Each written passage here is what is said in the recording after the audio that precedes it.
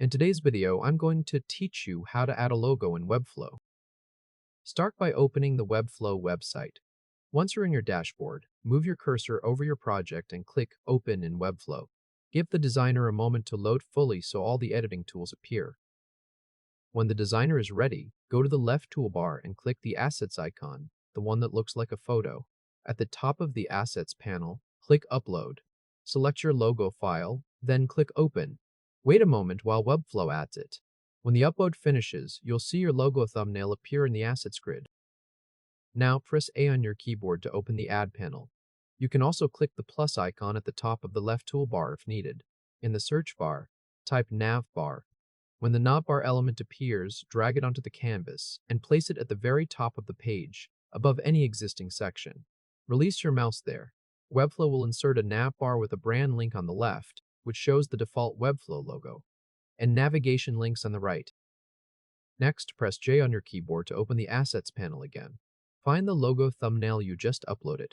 Drag that thumbnail onto the brand tag on the canvas, or onto brand in the navigator on the left. When brand highlights, let go. Webflow will place an image inside the brand link, and your logo will appear in the navbar. As the image settings pop-up appears, set the width so the logo fits cleanly inside the navbar.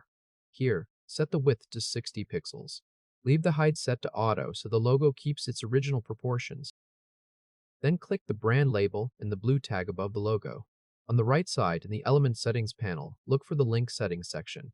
Confirm that the link type is set to Page and that the page is set to Home. This is usually already the default. That means when someone clicks the logo on the published site, it will take them back to the home page. Click the Preview Eye icon in the top left corner of the designer to exit edit mode. Hover over the logo and check that the cursor changes to a pointer, which confirms the logo is linked. Click the preview icon again to return to edit mode. If this helped, hit like and subscribe for more quick tutorials. Now click Publish in the top right corner, then click Publish to selected domains. Check the webflow.io staging domain, then click Publish. Wait for the green Publish Successful confirmation to appear. Your header now shows your own logo on the left side of the navbar instead of the default Webflow placeholder, and the logo links back to the home page on your live staging site.